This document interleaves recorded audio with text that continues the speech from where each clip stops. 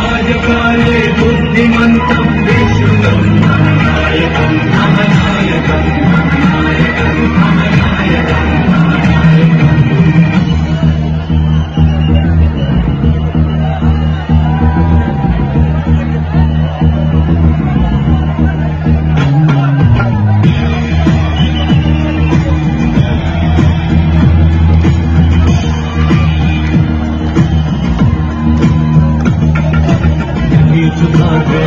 झुकेगा पर्वत का तुम्हारे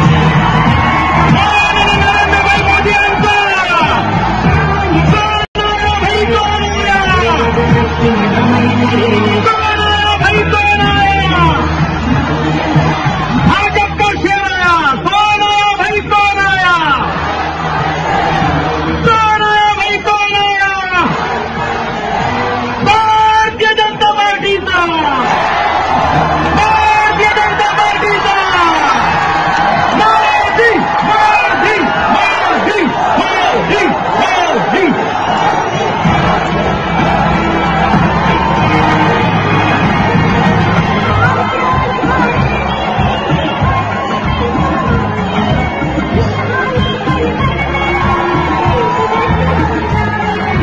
प्रगति की राहों पे चलकाए हर बच्चा बच्चा, भारत का भी नाम रोशन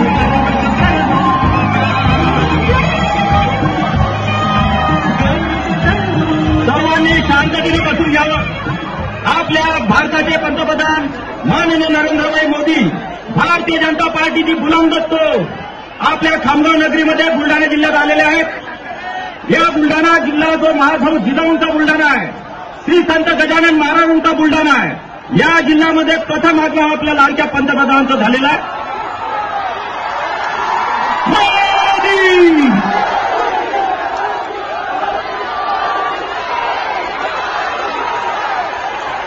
महासाहेब के जिजाऊ के जिले में, संत गजानन महाराज के जिले में आपका बहुत बहुत तहे दिल से हम स्वागत करते हैं और आपसे विनंती करते हैं कि जिजाऊ ने, जिस सिंकर राजा से जिजाऊ ने छत्रपति शिवाजी राजा को जन्म दिया, तो छत्रपति महाराजा का आप स्वागत करेंगे। मैं आपसे विनंती करता हूं।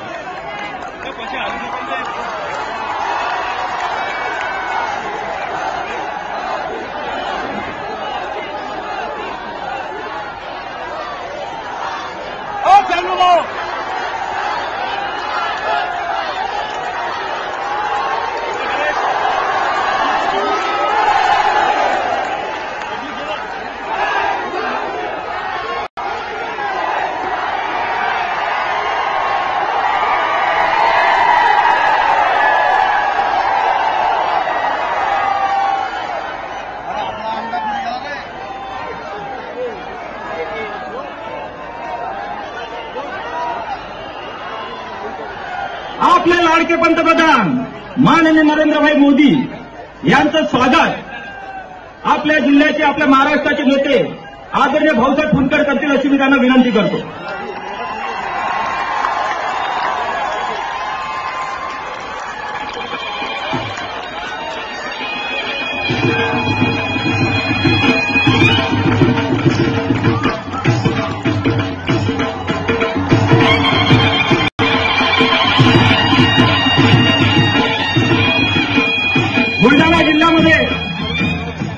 बुलढाणा जिल्ह्यातील उमेदवार आणि अकोला जिल्ह्यातील उमेदवार यांच्या संयुक्त प्रचारार्थ आदरणीय नरेंद्रभाईंची सभा जाहीर झालेली होती।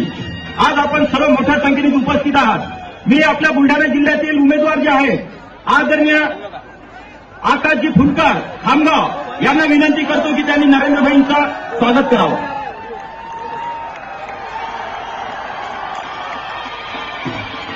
यानंतर मलकापूर विधानसभा क्षेत्राचे उमेदवार आपले लाडके नेते आदरणीय चैनभाऊ संचेती यांना विनंती करतो की त्यांनी माननीय नरेंद्रभाई मोदी यांचं स्वागत करावं।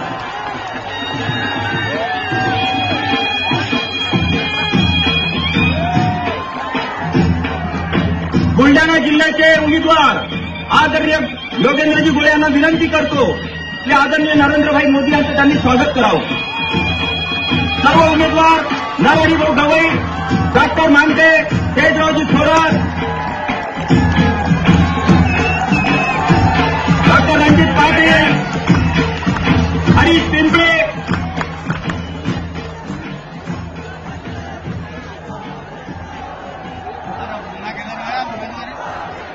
रणधीरभाऊ सावरकर. आपल्या बुलढाणा जिल्ह्यामध्ये बुलढाणा अकोल्याची संयुक्त सभेमध्ये सर्व उम्मीदवार, आपको सिर्फ इतना ही बताना चाहता हूं कि 7 उम्मीदवार इस बुलढाणा में अपने कमल पे खड़े हैं और हमें विश्वास है कि आपके आगमन से ये बुलढाणा जिले की 7 सीट ये बड़ी लीड से हम निकालेंगे. अब इसके बाद मैं विनंती करता हूं आदरणीय भाऊसाहेब जी फुनकर कि वो आपका प्रास्ताविक, भाऊसाहेब जी फुनकर,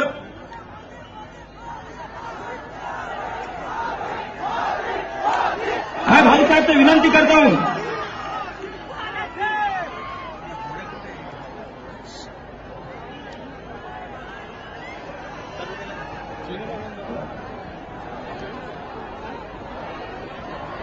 मोदी मोदी कौन आया भाई, कौन आया. आदरणीय भाऊसाहेबांना विनंती करतो की त्यांनी प्रास्ताविक करावं.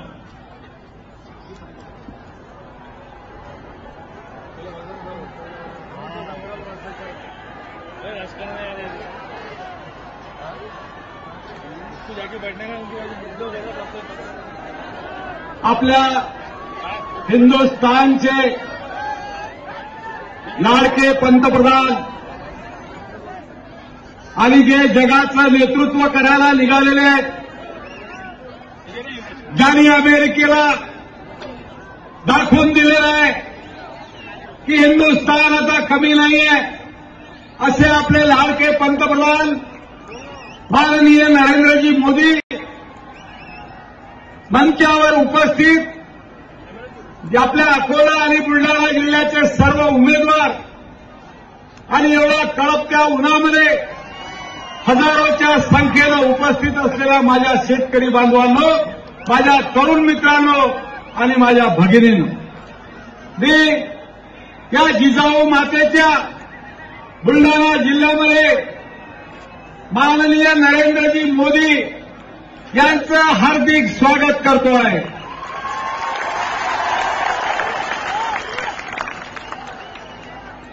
आनंदाची बातमी अशी आहे की माननीय नरेंद्रभाई मोदींना संत गजानन महाराज संस्थापनचे व्यवस्थापक शिवशंकर भाऊ पाटील यांनी गजानन महाराजचा प्रसाद आणि आशीर्वाद नरेंद्रभाईला पाठवलेला आहे. आणि आपल्या शेगावला त्यांनी येण्याचं निमंत्रण सुद्धा आपल्या पंतप्रधानाला दिलेलं आहे. मित्रांनो, ऊन फार तापते आहे. मी आपल्यामध्ये आणि नरेंद्रभाईमध्ये जास्त राहणार नाही. मी माननीय पंतप्रधानाच्या नजरेत आणू इच्छितो की हा बुलढाणा जिल्हा हिंदुस्थानमध्ये सर्वात मागासलेला जिल्हा आहे. या जिल्ह्यामध्ये उद्योग नाहीत, या जिल्ह्यामध्ये उद्योग नाहीत, कारण मागास जिल्हा आहे. उद्योग नसल्यामुळे बेरोजगार बेकार आहे. मराठवाडा आणि विदर्भाला जोडणारी खांबा जालना रेल्वे मार्ग हा गेली 100 वर्ष पडलेला आहे. हा 100 वर्ष पडलेला आहे. ह्या 2 मागण्या या महाराष्ट्र सरकारनं खामगावला जिल्हा बनवण्याचं 15 वर्ष चॉकलेट दिलं, पण 15 वर्ष जिल्हा झाला नाही. महाराष्ट्राचं सरकार जर आलं तर निश्चितपणे हा जिल्हा झाल्याशिवाय राहणार नाही. बुलढाणा जिल्ह्यामध्ये सिंचन नाही. बुलढाणा जिल्ह्यातल्या शेतकऱ्याला विजेचा त्रास, 18 घंटे लोड शेडिंग आहे. त्यामुळे या विदर्भामध्ये 5,000 शेतकरी आत्महत्या केलेले आहेत. आत्महत्याग्रस्त असलेला जिल्हा, बिना सिंचनाचा जिल्हा, बिना उद्योगाचा जिल्हा आणि खामगाव जालना रेल्वे मार्गापासून वंचित असलेल्या या जिल्ह्यात आपण, या जिल्ह्याचं भाग्य आहे की स्वातंत्र्यानंतर पहिल्यांदा देशाचा पंतप्रधान आमच्या जिल्ह्यात आलेला आहे. आणि म्हणून या जिजाऊच्या जिल्ह्यामध्ये, या मागासवर्गीय जिल्ह्यामध्ये मी पंतप्रधानजी, मी आपलं स्वागत करतोय. खानगाव हे जगदंबा मातेचं गाव आहे. आज मां जगदंबेची स्थापना होते. हिंदुस्थानमध्ये एकमेव देवी आहे. आपण त्या देवीलाही नमस्कार करावा अशी मी आपल्याला विनंती करतो. आणि आपल्यामध्ये आणि आपल्या पंतप्रधानामध्ये जास्त वेळ न राहता आपलं भाषण मी संपवतो. आपल्या देशाचे पंतप्रधान भारतीय जनता पार्टीचे बुलंद तो आदरणीय नरेंद्रभाई मोदी यांना मी विनंती करतो की त्यांनी उद्बोधन करावं.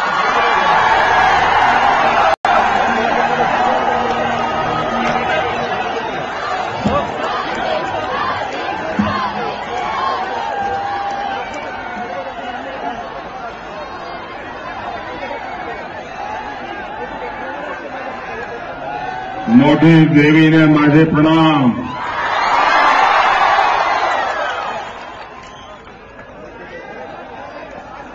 मंचावर बसलेले भारतीय जनता पार्टीचे वरिष्ठ नेते तेजराव पाटील, भाऊसाहेब फुंडकर, रणजीत पाटील, डॉक्टर मानते मैकर, नरहरी गवाई जी, डॉक्टर अंबेडकर रामदास आणि हा निवडणूकमध्ये भाजपाचे उमेदवार श्री संजय कुटे, आकाश फुंडकर, सुरेश खबुतरे,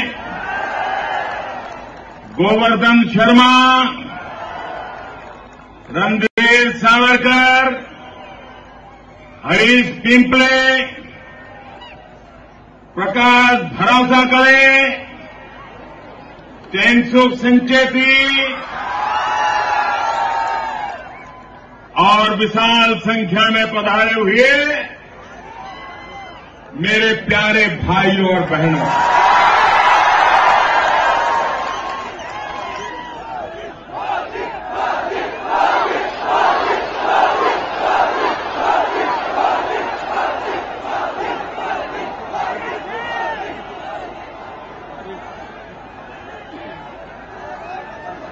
जिस महापुरुष ने अपने पराक्रमों से इस धरती को शक्तिशाली बनाया, हिंदवी स्वराज की स्थापना की, ऐसे छत्रपति शिवाजी महाराज को जन्म देने वाली माता जीजाबाई की इस भूमि को मैं प्रणाम करता हूं.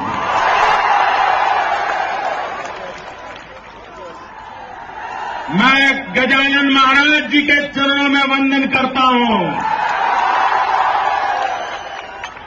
और शरद पूर्णिमा के इस पावन पर्व पर कोजागिरी पूर्णिमा की आप सबको शुभकामनाएं देता हूं. शायद पूरे महाराष्ट्र में यही एक क्षेत्र है जहां कोजागिरी की पूर्णिमा मनाई जाती है, जहां मोठी देवी का उत्सव प्रारंभ होता है और 10 दिन तक मोठी देवी के उत्सव में ये सारे लोग रम्मान होने वाले हैं, शक्ति की उपासना करने वाले हैं.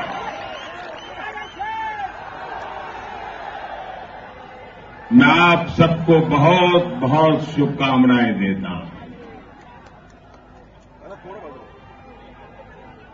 मी असं ऐकलं होतं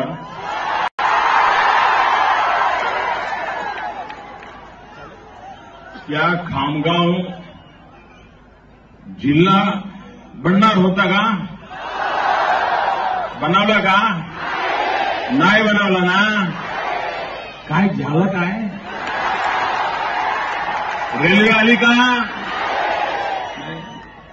जिगावचं काय झालं? काय नाही. मुख्यमंत्री आले गेले.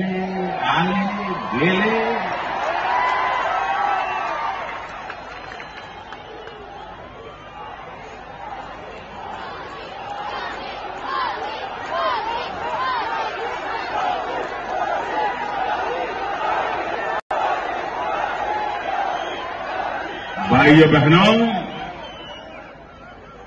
जिन पॉलिटिकल पंडितों के मन में अभी भी शक है कि चुनाव में क्या होने वाला है, पूर्ण बहुमत आएगा कि नहीं आएगा, हंग असेंबली बनेगी क्या, कौन आएगा कौन नहीं आएगा, जिनके मन में ये भ्रम पैदा हुआ है, उन सभी पॉलिटिकल पंडितों को मैं कहता हूं, इतनी भयंकर गर्मी में ये जरा खामगांव का दृश्य देख ले। खामगांव का जहां जहां मेरी नजर पहुंचती है, माथे ही माथे नजर आ रहे हैं। एक तरफ चुनाव की गर्मी, ऊपर से ये विदर्भ की भयानक गर्मी, और उसके बावजूद भी ये आपका उत्साह, ये आपका उमंग, ये आपका प्यार मैं कभी भूल नहीं सकता। लेकिन मेरी शिकायत है, आप बुरा नहीं मानोगे ना? करूं शिकायत? बुरा नहीं मानोगे ना? मेरी शिकायत है, जब मैं लोकसभा का चुनाव लड़ रहा था, तब भी मैं महाराष्ट्र आया था, तब इतने लोग नहीं आते थे, आज इतने कैसे आ गए? उस समय तो मेरी सभा में इससे आधे भी नहीं आते थे। उसके बावजूद भी महाराष्ट्र ने मुझे भारी समर्थन दिया। आज तो उससे भी डबल लोग मैं देख रहा हूं, क्या नतीजा आएगा। हिंदुस्तान की राजनीति में, इतिहास में कांग्रेस के सबसे बुरे दिन तब आए थे जब आपातकाल के बाद चुनाव हुआ, श्रीमती इंदिरा गांधी हार गई, उनके सारे चेले चपाटे हार गए, सारी कांग्रेस साफ हो गई। तब भी कांग्रेस पार्टी को 100 से ज्यादा सीटें मिली थी, और तब हिंदुस्तान के सभी दल कांग्रेस के खिलाफ एक बनकर के चुनाव लड़े थे, एक बनकर के। मोरारजी भाई देसाई के नेतृत्व में, जयप्रकाश नारायण के आशीर्वाद के साथ हिंदुस्तान के सभी राजनीतिक दल एक बनकर के चुनाव लड़े थे। सामने कांग्रेस थी और इधर सब मिलकर के थे। तब भी कांग्रेस पार्टी 100 सीटों से ज्यादा सीटें लाकर के जीत गई थी। इस बार तो कांग्रेस का ऐसा बुरा हाल हुआ, ऐसा बुरा हाल हुआ, 50 तक नहीं पहुंच पाए, 50 तक नहीं।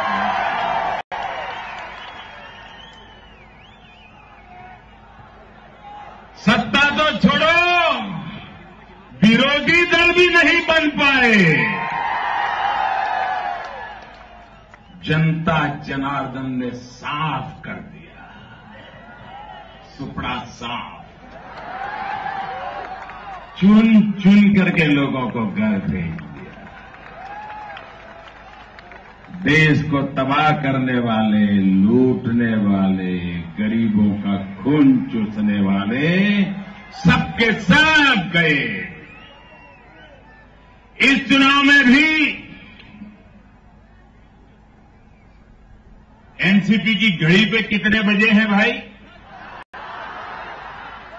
ये एनसीपी का जन्म हुआ ना, तब से 10 और 10 ही है। तब से उनकी घड़ी में सुई एक तसु भर आगे नहीं बढ़ी है। अरे जिनकी घड़ी एक सुई तसु भर आगे नहीं बढ़ी है, वो महाराष्ट्र को आगे कहां से ले जा सकते हैं?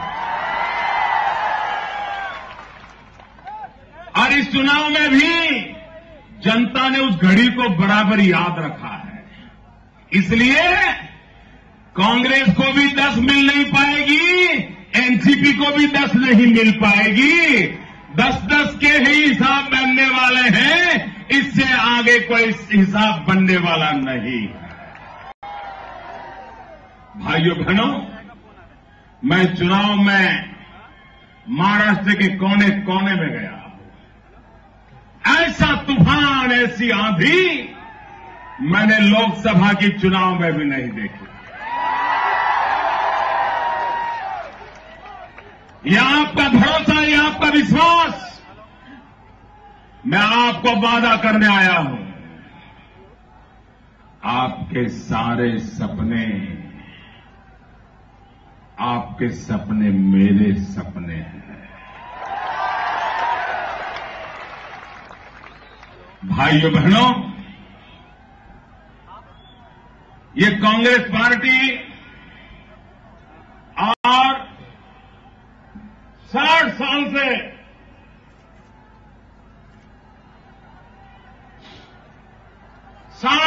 से कांग्रेस पार्टी ने राज किया। पंचायत से लेकर के पार्लियामेंट तक एक ही दल की सरकारें चलती थी, एक चक्री राज था उनका। 60 साल में कभी उन्होंने अपने काम का हिसाब दिया क्या? सबके सब बताओ मुझे, कांग्रेस ने कभी अपने काम का हिसाब दिया क्या? वादों का जवाब दिया क्या? चुनावी घोषणाओं का जवाब दिया क्या? कभी जनता को जवाब दिया है? 60 साल तक जिन्होंने जनता को जवाब नहीं दिया, ये कांग्रेस वाले मेरा 60 दिन का हिसाब मांग रहे हैं। नाना, तुमने तो 60 साल तक जवाब नहीं दिया और मेरा 60 दिन का हिसाब मांग रहे हो। भाइयों बहनों, कांग्रेस ने आपको हिसाब दिया हो या न दिया हो, मैं पल पल का हिसाब दूंगा, पाई पाई का हिसाब दूंगा। भाइयों बहनों,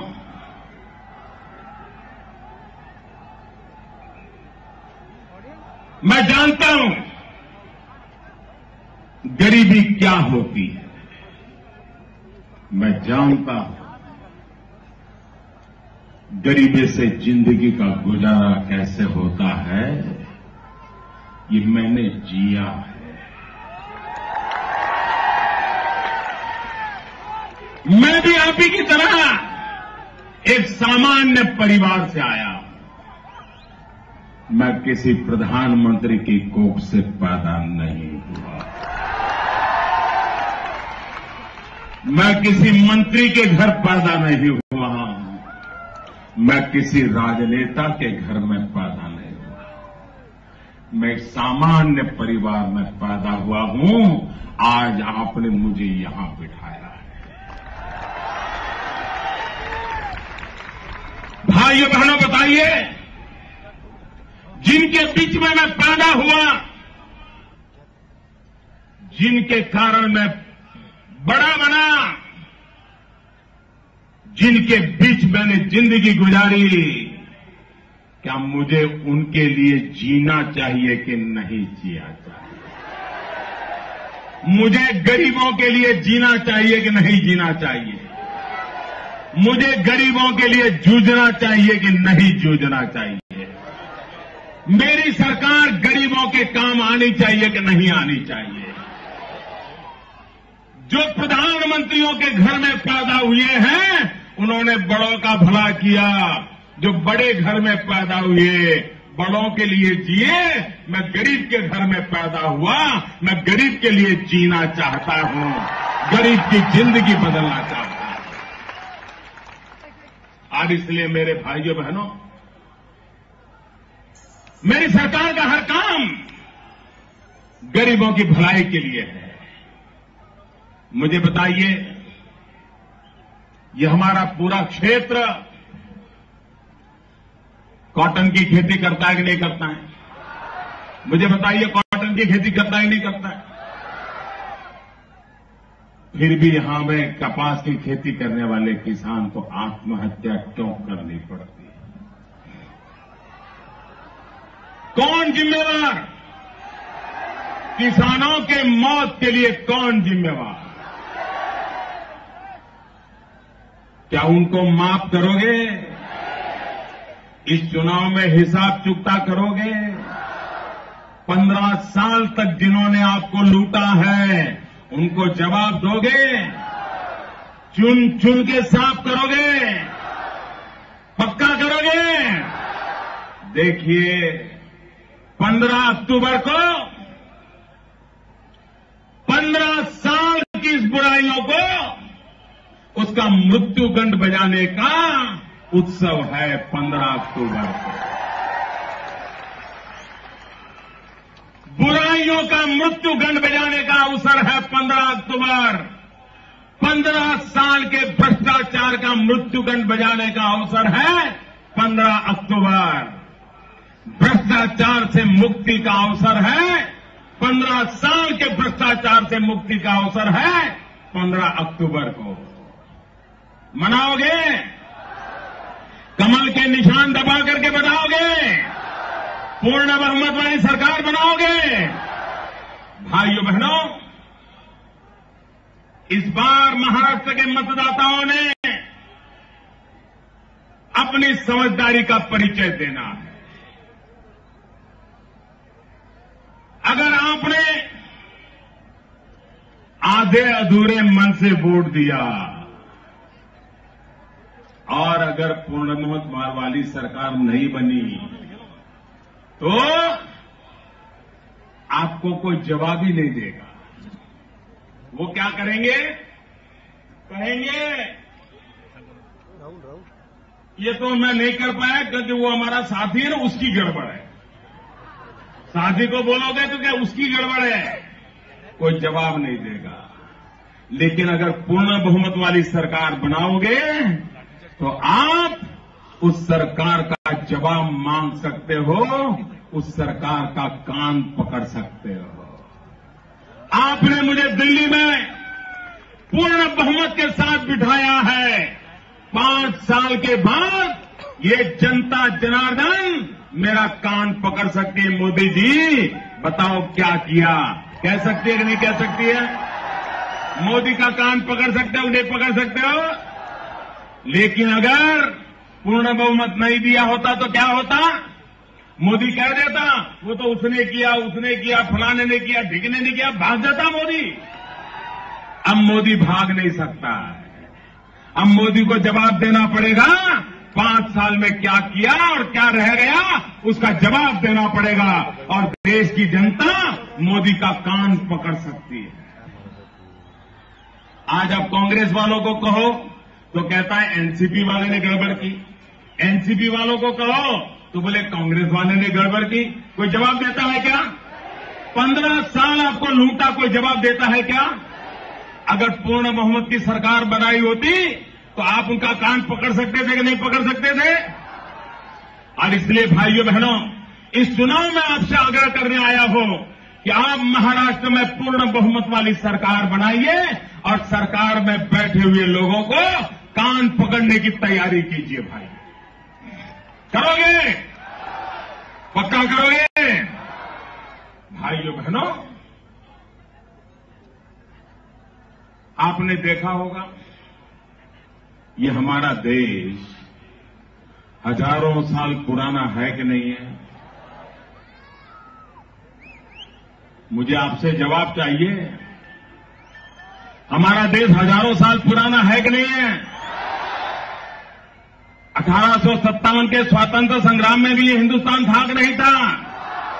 आजादी की लड़ाई में हिंदुस्तान था कि नहीं था? आजादी के बाद कांग्रेस के राज में हिंदुस्तान था कि नहीं था? था ना? लेकिन कभी दुनिया में डंका बजता था क्या? कभी हिंदुस्तान का डंका बजता था? अभी अमेरिका में भी बजने लग गया कि नहीं बजने लगा? अमेरिका में हिंदुस्तान का डंका बजा कि नहीं बजा? जोरों से बजा कि नहीं बजा? सारी दुनिया में बजने लगा कि नहीं लगा? कैसे हुआ? कैसे हुआ? कैसे हुआ? कैसे हुआ? मोदी के कारण नहीं हुआ है।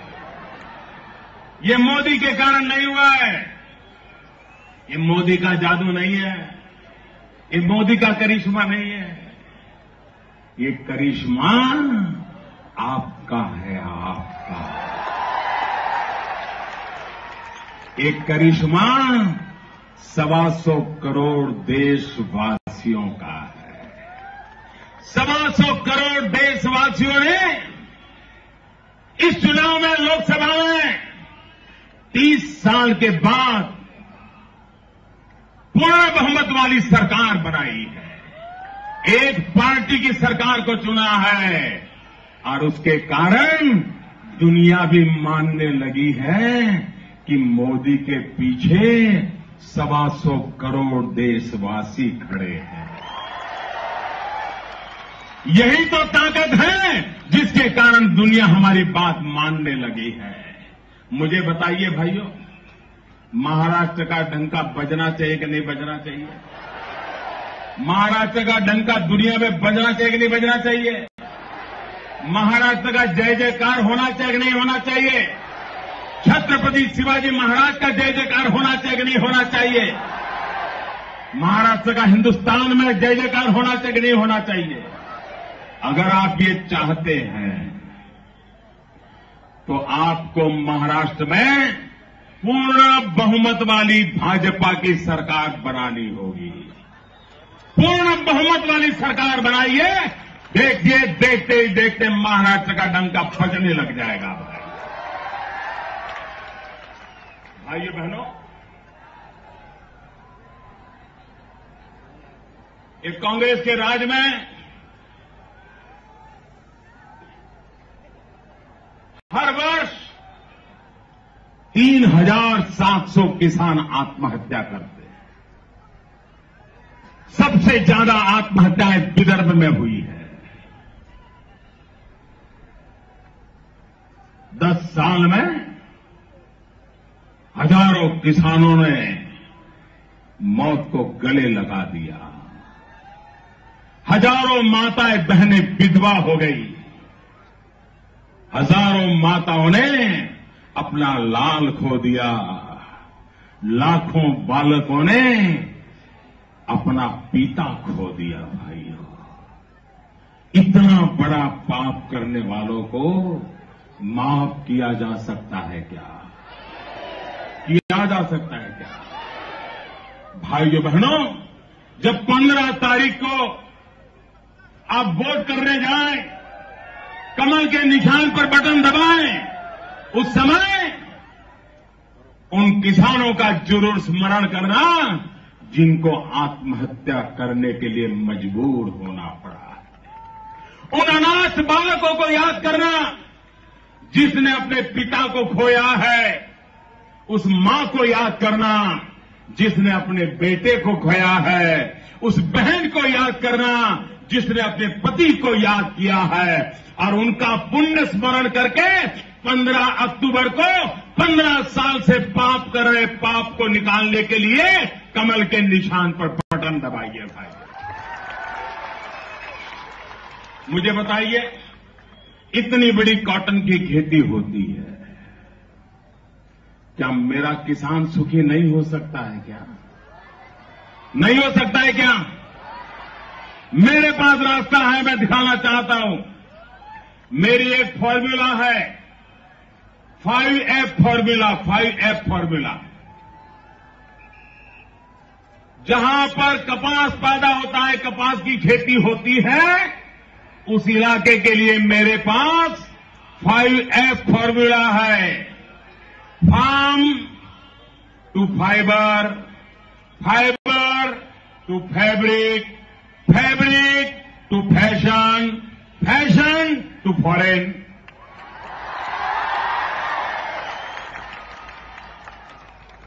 फार्म से फैब्रिक, फाइबर, धागा बने, सूत निकले।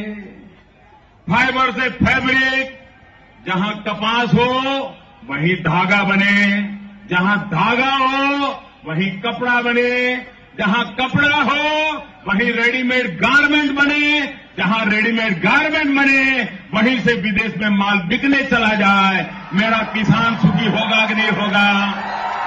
मेरा किसान सुखी होगा कि नहीं होगा? उसको अपने कपास के पूरे पैसे मिलेंगे कि नहीं मिलेंगे? उसके बच्चों को रोजगार मिलेगा कि नहीं मिलेगा? गरीब से गरीब को काम मिलेगा कि नहीं मिलेगा? गरीब विधवा को गाज बटन लगाने का काम मिलेगा कि नहीं मिलेगा? धोबी को इस्त्री करने का काम मिलेगा कि नहीं मिलेगा? दुनिया भर में माल बिकेगा कि नहीं मिलेगा? ये सपना मुझे पूरा करना है, आप ही के इस इलाके में पूरा करना है। यहां के नौजवानों को मुझे रोजगार देना है। भाइयों बहनों, कांग्रेस ने, भाइयों बहनों, भाई अब आगे आने की संभावना नहीं है, मेहरबानी करके मत आ, संभव ही नहीं है भैया। अब ये मैदान कभी छोटा नहीं पड़ सकता, वो भी छोटा पड़ गया, मैं क्या करूं भाई? प्लीज कोई आगे बढ़ने की कोशिश मत करो, इम्पॉसिबल है भैया, इम्पॉसिबल है। भाइयों बहनों, महाराष्ट्र ने पिछले 15 साल में क्या देखा? 15 साल के कुशासन ने महाराष्ट्र को क्या बना दिया और मैं महाराष्ट्र को क्या बनाना चाहता हूं। कांग्रेस ने महाराष्ट्र को स्कैम महाराष्ट्र बना दिया, स्कैम महाराष्ट्र। मैं महाराष्ट्र को स्किल महाराष्ट्र बनाना चाहता हूं, स्किल महाराष्ट्र बनाना चाहता हूं। वे स्कैम करते थे, नौजवानों के भविष्य को तबाह करते थे। मैं स्किल पे बल दूंगा और नौजवानों के भविष्य को उजागर कर दूंगा। ये सपना लेकर के मैं आया हूं आपके पास। भाइयों बहनों, मुझे आपके आशीर्वाद चाहिए। पूर्ण बहुमत के साथ आप महाराष्ट्र में सरकार बनाइए, आपके सारे सपने पूरे होंगे। चाहे रेलवे की समस्या हो, चाहे इरिगेशन के प्रोजेक्ट की समस्या हो, हमने प्रधानमंत्री कृषि सिंचाई योजना का बजट में ही प्रावधान कर दिया है। हर खेत में अगर पानी पहुंच गया तो मेरा किसान मिट्टी में से सोना पैदा करने की ताकत रखता है। लोड शेडिंग, मैं हैरान हूं, 21वीं सदी के हिंदुस्तान में 15-15, 18-18 घंटा लोड शेडिंग, यहां जीवन कैसे चलता होगा? भाइयों बहनों, मैंने बिजली के काम पर ध्यान केंद्रित किया और ये सब कुछ संभव है भाइयों, ये सब कुछ संभव है। आप देखिए 5 साल के अंदर मैं आपको बिजली की समस्याओं से मुक्त करके रख दूंगा और इसलिए मैं आपके पास आया हूं, आपका समर्थन मांगने आया हूं। भारी बहुमत चाहिए मुझे भाइयों, मिलेगा? भारी बहुमत चाहिए, मिलेगा? मैं आपको वादा करता हूं, महाराष्ट्र पे महाराष्ट्र के लोगों का मुझ पे पूरा अधिकार है और आप मेरा जितना उपयोग करेंगे मैं करने दूंगा और महाराष्ट्र को दिल्ली और महाराष्ट्र मिलकर के आगे बढ़ाएंगे। ये मैं आपको विश्वास दिलाने आया। मैं सभी उम्मीदवारों से प्रार्थना करता हूं मेरे बगल में खड़े हो जाए। इस चुनाव के सारे उम्मीदवार आ जाए, इस चुनाव के सारे उम्मीदवार आ जाए, सब खड़े हो जाए बगल में। भाइयों बहनों, सबकी फोटो आ जाए, ऐसे खड़े रहो, पूरी जगह है भाई। हाँ। अच्छा भाइयों बहनों, मेरा एक काम करोगे? ऐसे नहीं, सबके सब जवाब दो। मेरा एक काम करोगे? पक्का करोगे? सबके सब करोगे? इस सभा में से जाते समय वहां पर अगर प्लास्टिक की बोतल पड़ी है, कोई कागज फेंके हैं, कोई कूड़ा कचरा पड़ा है, उसको उठा के ले जाओगे? पक्का ले जाओगे? ये जीजा माता की धरती को गंदा नहीं करोगे ना? ये गजानन महाराज की धरती को गंदा नहीं होने दोगे ना? पक्का नहीं करोगे ना? मोठी देवी की पूजा हो रही है, इस धरती को गंदा नहीं करोगे ना? पक्का नहीं करोगे ना? वादा पक्का? वादा पक्का? सब सफाई करके जाओगे ना? मैं आपको शत शत वंदन करता हूं। मेरे साथ दोनों हाथ ऊपर करके बोलिए, भारत माता की।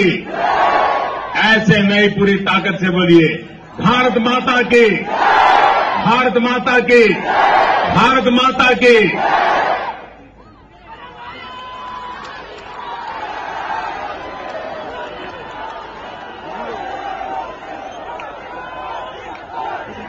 आदरणीय शिवशंकर भाऊंनी पाठवलेली गजानन महाराजांची प्रतिमा व पादुका आदरणीय भाऊसाहेब मोदीजींना देत आहेत व शेगावला येण्याचं निमंत्रण देत आहेत। सोबतच आदरणीय संजय कुटे गजानन महाराजांची मूर्ती आदरणीय मोदीजींना देणार आहेत।